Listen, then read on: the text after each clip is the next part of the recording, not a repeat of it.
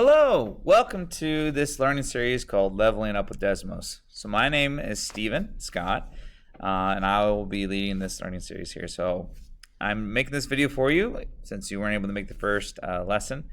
So the purpose of this video is to show you a few things that we did at the first day and also give you a chance to play around with Desmos, because the big thing here for this course is play and build. I don't want to do a lot of talking at you. I want you to try and experience and play and figure out how you might want to adapt some of these ideas and skills with what you're currently doing in the classroom with Desmos. Or if you haven't been using Desmos, maybe start considering, hey, this would be really cool to try out. So I just have here the agenda on this page that we went through for the first day. We didn't quite go through it strictly because in all honesty, we only had 2 people come. And again, we were expecting a few more, but that's okay. And so we just adapted from there. So what we spent some time on is we actually played with some Desmos examples.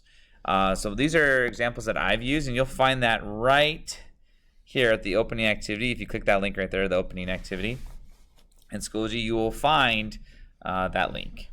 So let me just kind of go there and give you a chance to play around with it. You can actually go right here if you would like to.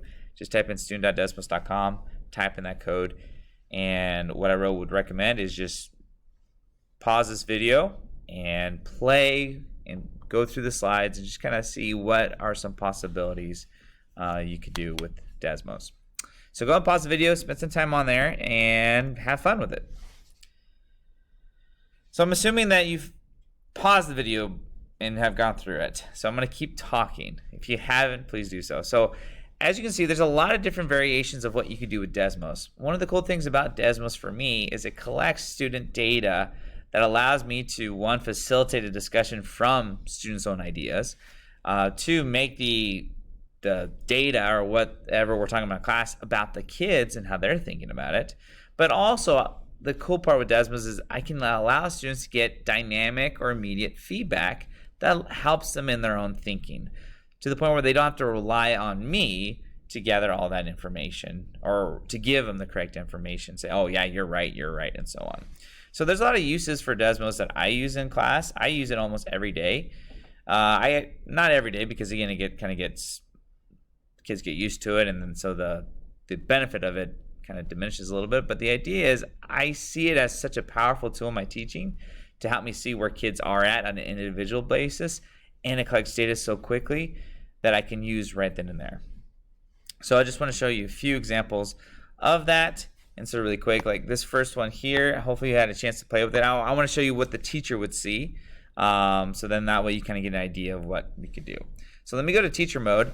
And so here's the first one. So what would happen is, imagine you have a class, and on that class, you have a lot more data than this. But the cool part is, if I ask a question, I can click overlay and see exactly where the kids where we want to visit. So the idea is I get the immediate data collection of my students and know exactly where they are. So that's what I mean by, like, I get this immediate information that I can use with the kids, and I don't have to go through and type in anything. It's just immediate. I also like to talk about learning targets. So like here's a nice little slide, kind of gets the idea, and we'll talk a little bit more about the copy, transform, and combine later. Here's another one. So this slide right here, this is an example of multiple components. So when we talk about a component, what we're talking about are all the different features you can use in Desmos, such as a text box or a math input box or a media or a graph. And so we'll go into that in a little bit, but here's an example of multiple components being used.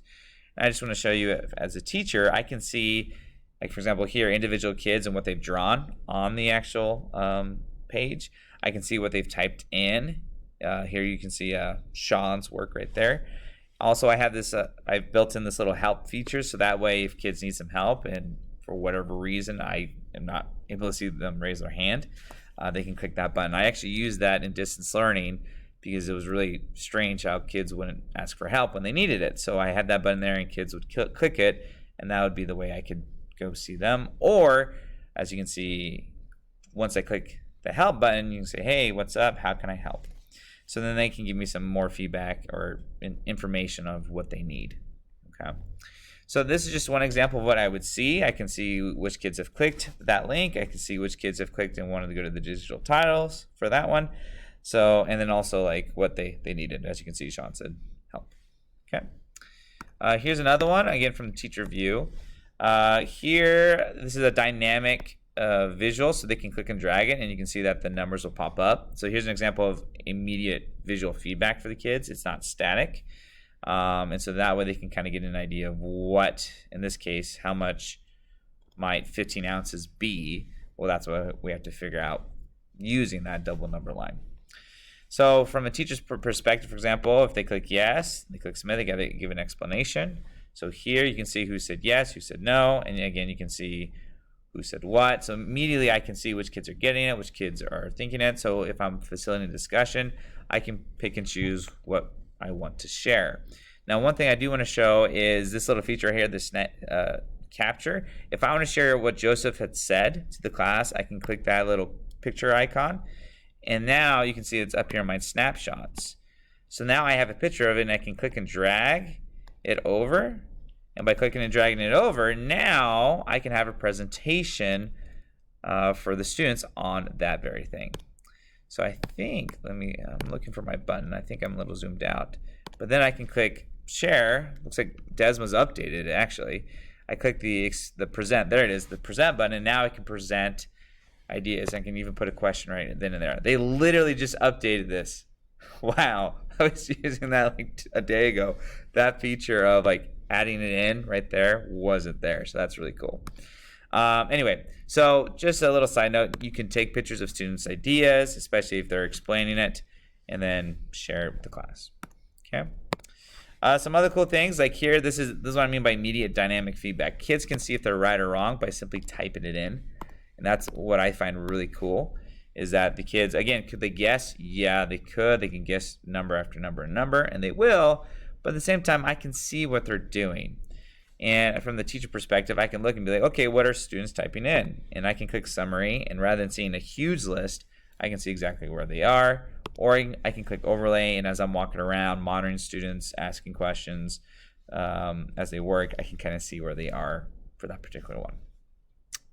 There is a way, and we'll look at that as a group, if you would like to prevent the whole guessing, to limit how many submissions they can do. And again, that goes into computation layer, and we'll talk a little bit more about that later. But the idea is you can easily just look at it and be like, oh, let's change this so that way if they push submit, they only get one shot instead of multiple tries. Okay. So that's immediate feedback. Here's another one. Let me just show you. This is number 4. This one, again, they can type the equation. They can see if they're right. And then if they need help, we can even put it in so that way if they push this button, the actual line that they're creating, in this case, will show up. So therefore, those kids are like, oh, I'm a little lost about what perpendicular lines would look like, or I'm a little stuck. We can give them that little bit of a hint or a little bit of a push. Not reveal the answer entirely, but kind of give them something so that way they can keep progressing and not wait for the teacher to do it for them. And so that right there is something that can be very powerful for the kids. They don't have to wait for the teacher. If they need help, then click the help feature and you can build it in there. And as you can see who's clicked the help button. Nobody in this group did. But again, I can see which kids needed the help and then adjusted to it. So then I can target those kids and be like, okay, let me go over there and help those kids out. Okay. Moving on, here's another one, multiple components with static feedback. So I can give feedback to the kids, and that can be just an image or maybe a video or something. So based off whatever they type in, let's say G, they can submit. And now I think I had a little issue with the program, but once I put submit, another question popped up. So that way they can keep going to a different question. But if they want to check their work, they just click check their work, and then they can see at least my work here that shows the process, in this case finding the x-intercepts. Okay. So really cool. Again, if you look at the teacher view, you can see who's saying what they're drawing on there, who's click check your work, and so on. So that helps me monitor where kids are and also give them a little bit more differentiated learning. If the kids need to see the work done, it's there. They don't have to wait for me to do a full class discussion. This is what we do, unless everyone in the class needs it. Okay. The next one, this one was a cool one. This is a data class one. So this one was made by Desmos. I can't claim that I made this one, But there is a way of adapting it, and we're working on. We talked about this in class, how to change the bar graph and adapt it so that way it's not just pear, orange, or mango. And also if we can put in more bars as well. It is possible, but it's a little messy. And so, but there's a way of doing it. We just got to figure it out. Once we do, we'll share it with everyone in the learning series, and then you can use it. But the idea is, as a teacher, I can see what kids have picked, and then the cool part is it automatically displays the data for us as a class. So imagine if you have a class of 30 kids, you get this immediate bar graph, boom, the data is about them. It's not about something in the textbook, it's theirs. And of course, we can do this with like a sticky note. We can do that as well. But again, like certain times you just want immediate data, and this would do it for them. Have this as a warm-up question. Boom, we got our data. Let's go. So we don't have to waste that much time. It's just literally click and we move on. Other data collection, here's another one. For example, if I put in some numbers, hopefully you played with this. I'll type in 5, 6. Oh, that's not a number. 6 is a number. There we go. 7. I want to do all of them.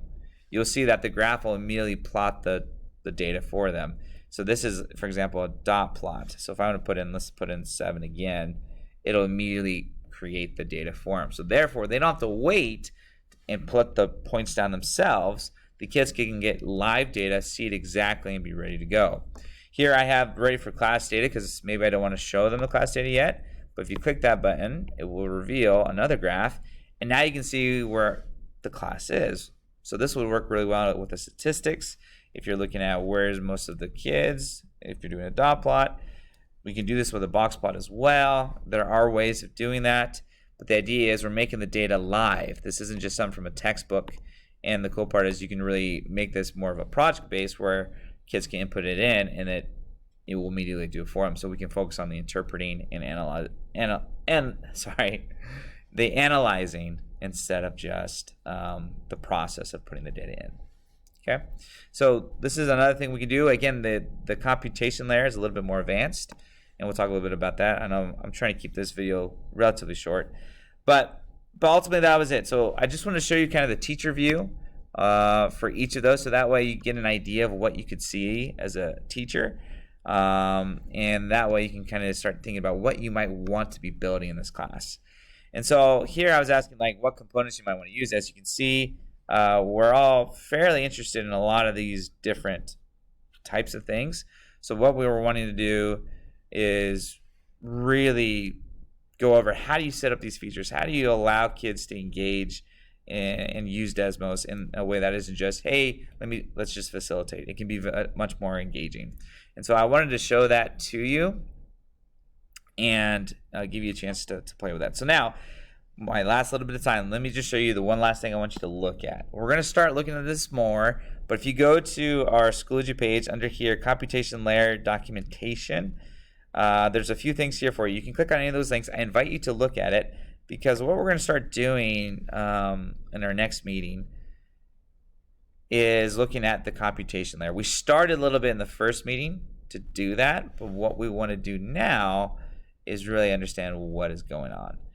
So there's two vocab words you need to understand, and I think Desmos, the documentation thing here, does a good job on the first 2 pages. But then after that, it's like, oh my goodness, what am I looking at? So I'd strongly invite you to go through the welcome page and the getting started. It kind of explains what we talked about that first meeting about what a sink is and what a source is. So then that way you kind of have an idea of what's going on. So I invite you to spend some time in here, do the welcome, get started. I wouldn't go more than the sinks and service, simply because like the other parts are cool, but it's not necessary for what we're going to talk about in class. Okay. And the other cool part is the way Desmos has it built. Again, there's a lot of information, but you can click on these little corners and it will let you see an example of that being used. And because you're able to see it, the other important part is then you can actually copy the code and then just use it.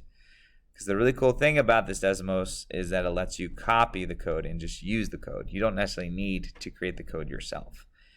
And that's what brings me to this last... Oh, sorry. My computer's a little slow. Maybe my video is a little slow. I don't know. Hopefully it's not.